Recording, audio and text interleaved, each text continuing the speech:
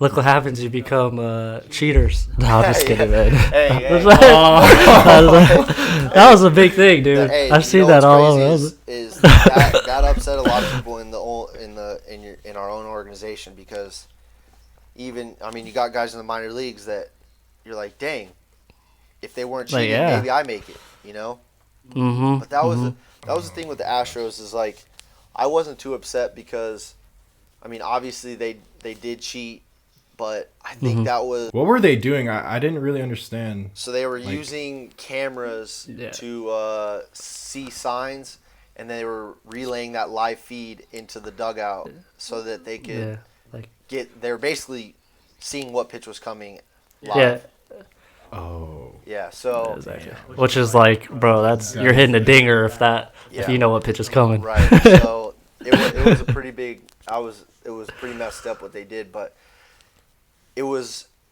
You could kind of... I don't want to say you could see it coming, but the Astros were so technologically advanced that, like, I mean, even for my career development, I would not be where I am today if I was drafted by another team, because the stuff that they taught me and the stuff that we were working on, like those video cameras that they were using for the live feed for the signs, we had those in the minor leagues, but they were actually used for what, like, that we were using them for a purpose, which is what they were using them for before they realized, like, hey, we can use those to get signs. We can use those for something else. Yeah. But so in the minor leagues with the Astros, they would have a camera, left center, right center. They would have a camera in our dugout, the away dugout, and then a camera behind the plate.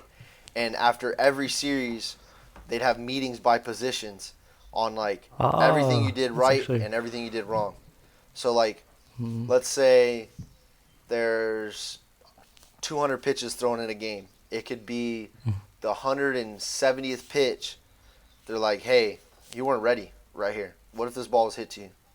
Like, every pitch you got to be ready. Or a double to right center, and you went to the wrong spot for the relay, or the left fielder wasn't backing up third. Like, hey, why weren't you backing up third here? Why weren't you doing this right? Like, every single... Like nitpicking like everything. So then it became like you started to feel like, oh, I'm being watched all the time, no matter what. Like, I got to lock in. Because, you know, baseball, if you're not a true fan of baseball, it's hard to watch.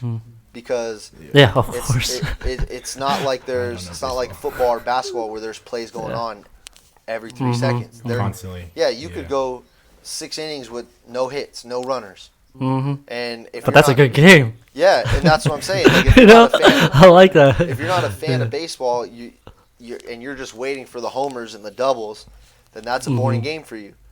But that's the sport. So you got to be ready.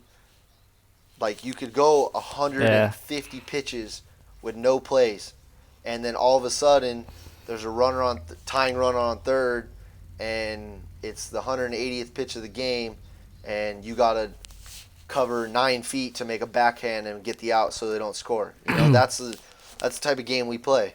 You can go 2 games without making a play. Yeah. And then all of a sudden your play matters.